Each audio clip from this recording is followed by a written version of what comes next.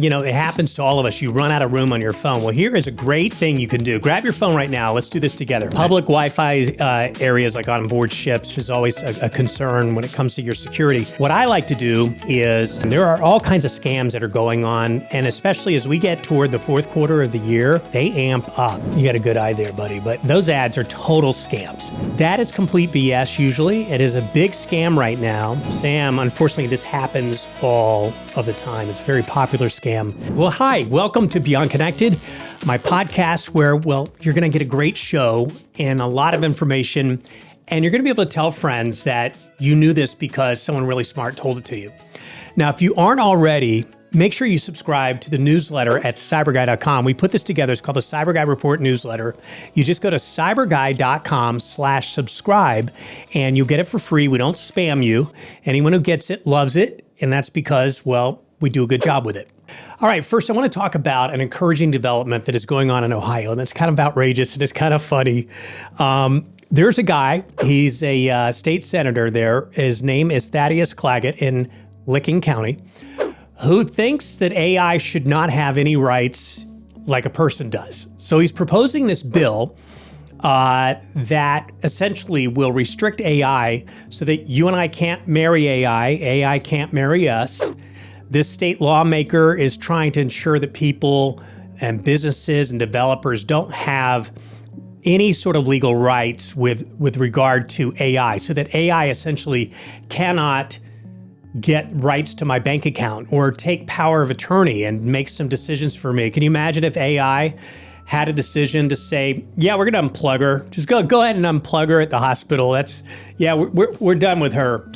Well, Thaddeus Claggett's onto something here. A lot of people are saying we don't have this problem, so why are we doing this? But the fact of the matter is, it's coming. And I don't think it's that unreasonable. And I think, Thaddeus, you got some good stuff going on. There is all kinds of interesting future legal ramifications of AI, and especially if they become sentient and start demanding rights, right? What are we going to do then? So what he's trying to do is just sort of cut that off beforehand. There's a fundamental difference in all this stuff, he insists, between the, image of God, nature of humanity, and that of synthetic intelligence. No matter how it's going to develop, this guy just wants to cover our bases so that we don't have any confusion in the future. Like him, I think, that and then a big kill switch on the back of anything AI, I think is a really, really good idea since nobody else is bothering with it, right? That's exactly the kind of regulation that I think could keep AI in check. All right, you ready to get to some questions? We've got some audience questions coming in. Now, if you've got a question, all you have to do is this. It's really simple. If you're listening to me right now, write down this number. It's 877-655-KURT. That's my name, Kurt. 877-655-KURT. And you can ask a question. We'll play it here on the air in the podcast, and then we'll answer your question. You got a question? I got an answer. Here's question number one. I'm constantly getting a phone memory is full alert, and I want a more long-term solution than deleting apps. How do I actually free up space on my phone? Jim, you're not alone. It happens to all of us. You run out of room on your phone. Well, here is a great thing you can do. Grab your phone right now. Let's do this together. I've got the latest iPhone, so here is what's happening in iOS 26, the operating system I'm using. Could be a little different if you've got a different version. So let's go ahead and open Settings. Tap your Apple ID, and that's your name at the top. We're going to scroll down about middle way to iCloud. Tap that, go down a little bit on the left side, you'll see Photos. Let's click that, and then we're going to toggle off the switch that says Sync this iPhone. Why are we going to do that? Because we're now going to remove the photos that are sitting on your iPhone, and they're just going to go live on the cloud. So you have the most recent ones that'll be there, but the ones that you don't usually interact with very often, videos that are sitting there as well that hog up a bunch of room, those are now going to offload onto the cloud. You can still get to them. It'll take you a second, but it's going to free up all kinds of space on your phone. So now we're going to tap Remove from iPhone to make sure that they go bye-bye from your iPhone. And Jim, are you using an Android? I thought you had an iPhone. Well, if you've got an Android, like this one, this is a Fold 7. They call it that because, check this out, it'll do, open up, baby. It will open up like that. So if you got an Android of any kind, I'm using a Fold 7. This is going to sort of vary depending upon which version Android you have. Here's what we're going to do. Trick number one, we're going to delete your hidden clutter. So let's go to hidden files and folders, and you're going to open up File Manager. It might also be called My Files depending upon what version you have. Let's tap the three dots in the top right, and then select Settings, enable Show Hidden System Files, and then go back to My Files. Now, here's what we're going to do. We're going to select Internal Storage. Are you following me on this? Tap the Pictures folder. You got it? All right, and then click Thumbnails, and then select All Images. Then we're going to tap Delete and confirm by clicking Move to Trash. Now, go back twice by clicking the back arrow at the top, and then open Movies or Downloads and repeat the same step or series of steps to clear more space. And finally, find the trash. There it is. And we're going to click on that and then select all because we want to empty this off the phone. Tap Delete All.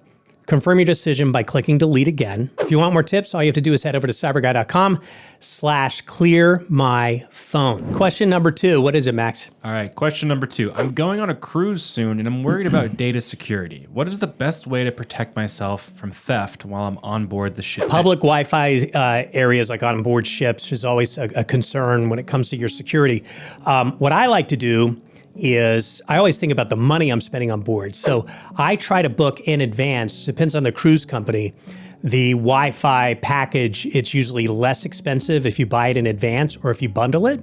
But some things you want to do to protect yourself once you do have the Wi-Fi is realize it's not the same security you have at home. It's not as safe. When you share Wi-Fi in a public setting, all kinds of things are open to you. So number one thing you want to do is always make sure, whether you have an Android or an iPhone, a PC, a Mac, a tablet, an iPad, install antivirus protection on all of your devices before you leave home. And my top pick you'll find at cyberguy.com, and we have a whole list of reviews of the best 2025 antivirus protection. Number 2 is what you want to do here is update operating software on your device. So if you got iOS on your iPhone or you've got an Android, you want to make sure that that software is updated before you leave home. That's going to offer the best way to plug up the Swiss cheese vulnerabilities that happen in phones, because hackers find their way through. The operators realize, we got to plug that, and they push through an update. Really important, even if you have it set to automatic, to just go ahead and force that update through manually yourself. And we'll show you how to do that at cyberguy.com also, if that's something out of your wheelhouse at the moment. Now, the third thing I want you to do is disable Bluetooth and Wi-Fi when you're not using it when you're on board the ship. Why? Because there are nefarious people, even on board amazing cruises, that use technology. They use things called like honeypots to make it seem like you're connecting up to something legitimate on board, and it's not. It's just a way that they can read the keystrokes of what you're doing on your phone or install malware. So no reason to have Bluetooth turned on if you're not using it, but if you do have, say, your wireless earbuds in, you do want to have it on. If you want more tips about this, all you have to do is go to cyberguy.com/safecruise for the full guide. So cyberguy.com/safecruise. Max has put together another great URL. It's just easy to remember, right? So if you're driving right now, you got it. Safe cruise. All right, there you go. Easy. Question number 3. Who's this from? Kelly says, I got put into a big group text for an event that my neighborhood had recently, and it was helpful at the time. Now I'm still constantly getting texts that I don't care about. How do I leave the group chat? Isn't it great, Kelly, when this happens in the middle of the night, where you're just getting bing, bing, and it's waking you up? So here is something that you want to do. We've all been here. So first, let me walk you through it on an iPhone. Grab your iPhone. Let's go to that group text, identify it inside of your messages, and then tap on the names of the people in the group at the top center of your screen. Now, if you want to stay in the group and not receive the notifications, which is often what I want to do, I don't like people seeing me leave because they think, oh, well, that was rude. Kurt left the group. Is he not a good neighbor? So I like to just sort of not receive the notifications, but not leave the group. Because I also might want to like chime back in, like something might go on in the neighborhood and you want to chime in and just say, hey, what's going on? So here's the best thing to do. Toggle on the hide alerts option. And this is just going to quiet things down rather than leave the conversation. But if you do want to just say la vie and not be part of any of this, tap leave conversation when you're on that group message and say la vie. All right, let me grab this Android. This is Samsung, and it's going to be a little bit different depending on which Android you have, but we're going to go ahead and leave a group message there on one that's as few as 3 participants by tapping the group name, and then here, finally just leave group. Click that. And here's how to mute the group chat if you don't want to leave it, by the way. So same thing. I don't want the constant alerts, but I don't necessarily want to kiss this group goodbye. I want to have access to it. So let's open up the group text you wish to leave. Tap on the 3 vertical dots in the top right-hand corner. And then let's go to group details. Let's tap the bell icon, and that's going to turn off notifications. When the bell's off, the notifications are off. More info on that. Mute the group. That's a good one. Go to cyberguy.com/mute the group.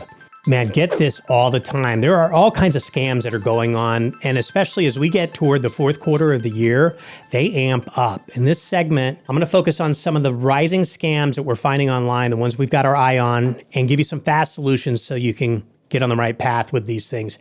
I mean, it's mainly just being aware of what's going on. So the first scam I want to talk about, have you ever gotten an email from Amazon that says your membership fee is going to increase and it's got this link to cancel your subscription or find out more?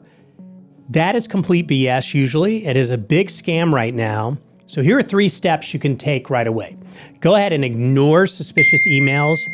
If you receive an unexpected message from Amazon and you did not ask for it, don't click any of the links. None of them. Go directly to Amazon's website on your own, not through a link or through their app you could use, and then check your account status. That's where you're going to find the legit info of whether your account really is being renewed or not, and whether there's additional charges. Don't ever pay attention to an unsolicited message that comes your way. Now, number 2, never enter credentials on unfamiliar websites. You're going to always want to double check the website address before logging in. Fake login pages look so convincing, but have just slight differences in usually the web address. But you and I, when we're just racing through life, we never notice that. And by the time we're there, we're like, oh crap, I clicked it. Well, if it's from Amazon.com and not like Amazon.fz or some other garbage, that's how you're going to know. So look carefully at the URL that's coming your way, but still the best idea is not to respond to a message you didn't ask for, even if it looks legit on the web address.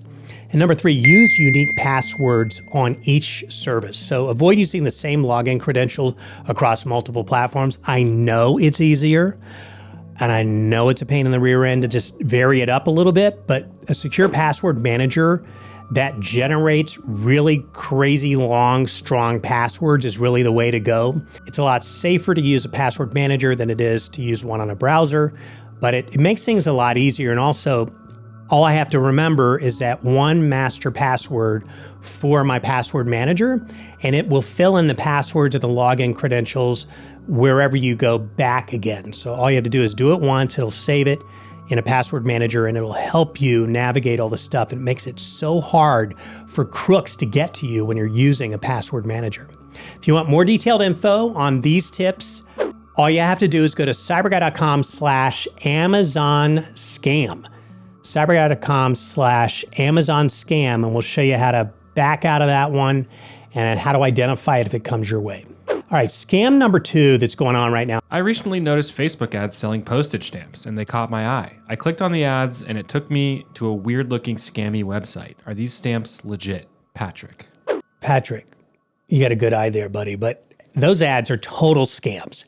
The U.S. Postal Service has made it clear that they are only selling postage stamps at face value. They state that on their website, and scammers peddle fake stamps on social media marketplaces and e-commerce sites, on third-party vendors and other websites.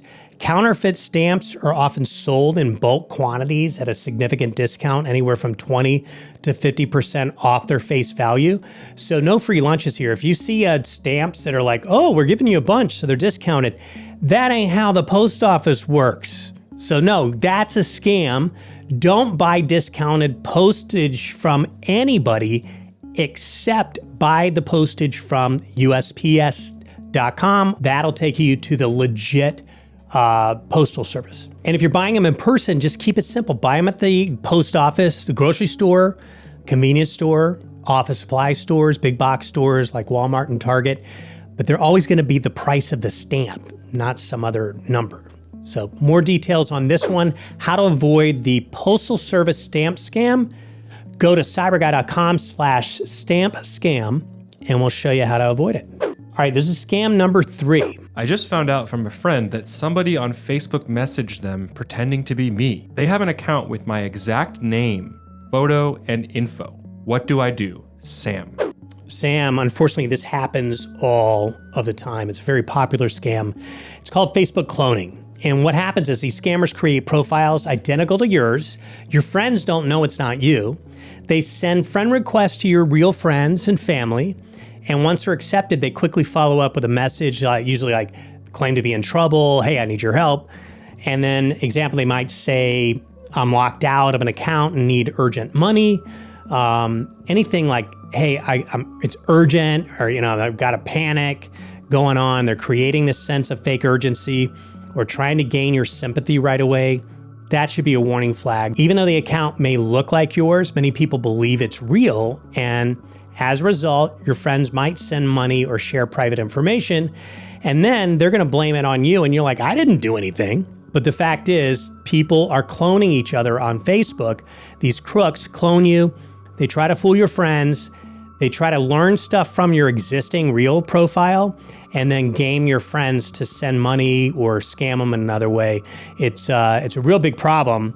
And then the one thing is like, all right, now you figured out this happened because enough friends are calling you on the phone saying, why do you need money? And you're like, what are you talking about? And you're like, oh yeah, on Facebook. And then, so here's what you now have to do. Is like, now you've got to, how do you shut it down? Well, here's some steps you can take if you think your account got cloned. Number one, tell your friends and family right away. Just let them know, other than on Facebook, that your Facebook account got compromised, is cloned, and then warn them not to accept any new friend requests from the fake profile. And then number two, get as many friends and family to report the cloned account as possible.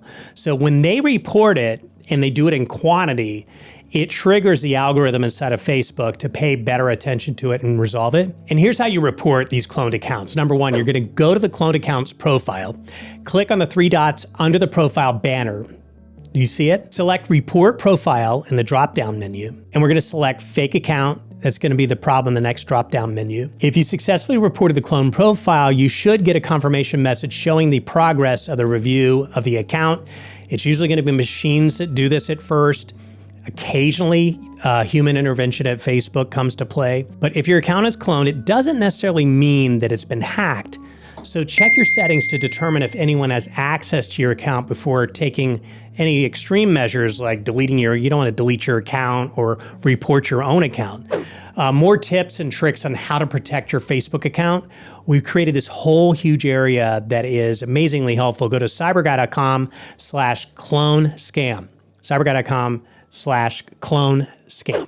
All right, thanks for watching. As always, if you've got a question and need some tech support, you can leave me a voicemail. Just call, it's toll free, 877-655-KURT. That's 877-655-KURT. Make sure you subscribe to our newsletter. It's at cyberguy.com/subscribe. It's free, it's amazing, and I love you. Have a great day.